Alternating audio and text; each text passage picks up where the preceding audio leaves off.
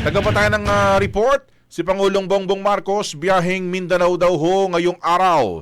Ano kaya mga event ni PBBM dyan, partner? Tsaka okay na ba yung kanyang kalusugan? Di ba? Kahapon, anong kamakalawan, araw na kagitingan, di ba? Nag-viral yung kanyang isang speech doon dahil nagdudugo yung kanyang bibig, partner. Actually, hindi bibig brigada Sa gums. Sa gums, oo. Oh. Sa loob, di ba? Oh. May nagdugo doon.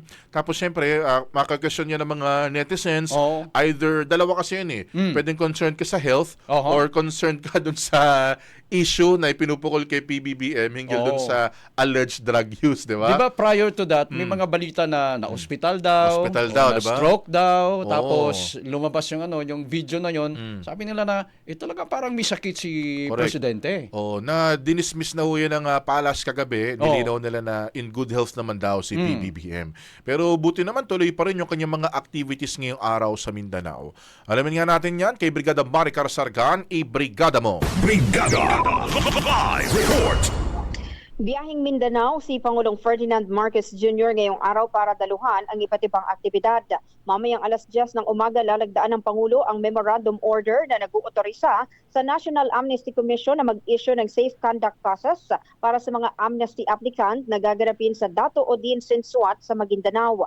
Susundan ito ng talk to troops sa 6th Infantry Division sa Camp Brigadier General Gonzalo Sionco. Habang mamayang hapon, pangungunahan naman ng Pangulo ang launching ng Agri-Puhunan at Pantawid Program sa Mindanao na naglalayong magbigay ng financial at technical assistance sa mga kwalipikadong magsasaka sa pamamagitan ng access sa input credits, buwan ng allowance at intervention monitoring cards. Dadalo sa nasabing aktibidad ang mga benepisyaryong magsasaka mula sa mga lalawigan ng Sarangani, Cotabato, South Cotabato at Sultan Kudarat. Brigada Gab and Brigada Abs. Wala bang latest statement ang Malacanang, Brigada Maricar, as to the medical condition ni Pangulong Marcos? Sa ngayon ay wala, maliban doon sa ipinadalang mensahe ni Palace Press Officer Claire Castro sa MPC kagabi na wala naman daw problema sa kalusugan ng Pangulo. Dahil kahapon ay nagkaroon din sila ng pulong, hindi niya naman daw nakitaan ng anumang senyales na may problema sa kalusugan si Pangulong Marcos. Yung statement kasi na he is fine, okay yung health ni President, parang generic, Brigada Maricar. Ang hindi nasagot, yung tanong ng karamihan, ano ba nangyari doon sa bleeding gums niya sa isang event nung araw ng kagitingan? Yun yung hindi nasagot. Oo, hindi rin malinaw kung bleeding gums ba yun, nakagat ang dila, nakagat ang gilagid, tumugo ang ngipin.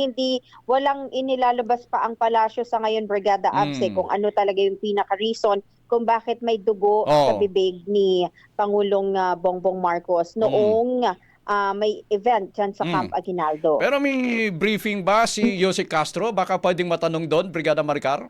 Dahil may event si Pangulong Bongbong Marcos ngayong araw, Brigada Abs, ay wala munang briefing ngayong araw. Okay. Sige. Salamat, Maricar.